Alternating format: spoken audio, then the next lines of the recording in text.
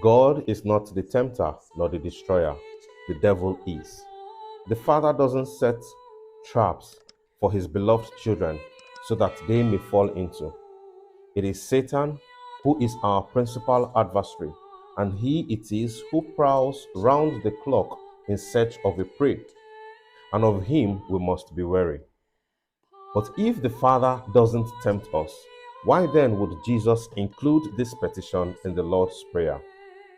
Well, God truly doesn't tempt us, but we can at least admit, and rightly so, that for some good intents, He does test us or allows us to experience some trials and some tests, because tests and trials are needful and profitable. Like He did with Abraham and Job, He only sends tests our way so that by enduring these tests courageously and patiently, we would have been afforded avenues for the exercising and growing in virtues. Also, it is through the medium of some temptations that our devotion, loyalty, and commitment to God is proven and strengthened. The temptations of God's children originate principally from three sources: the flesh, the world, and Satan. First, we are tempted by the flesh because, inasmuch as it always will seek the gratification of carnal pleasures, it will often incite us to evil.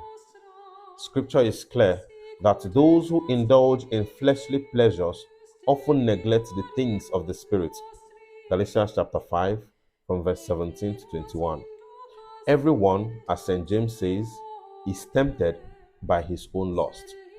The corrupt body is usually a hindrance to the growth and the health of the soul. Secondly, the world is also a strong supplier of temptation to the degree of our desire for its alluring goods, especially money and everything that it can afford. Lastly, the chief tempter from whose claws we must earnestly and always ask God to save us from is Satan, the father of all lies and evil. As he has since been with our first parents, he still is expertly in his antics and tactics to maneuver and manipulate us today, always, and everywhere. In the Lord's Prayer, we ask for divine help and the grace to be vigilant against the tempter's cunning and tricks. For he has a track record of assaulting God's people at the weakest areas and at the moments when they are most vulnerable. So in this paragraph, Jesus prays through us and for us that our concupiscence, that is our inclination to sin, should be tamed, and that we be prevented from falling into the devil's traps. And in the next and final petition, our request will be that God saves us from those evils that we are most likely to fall into on account of human frailty. God bless you.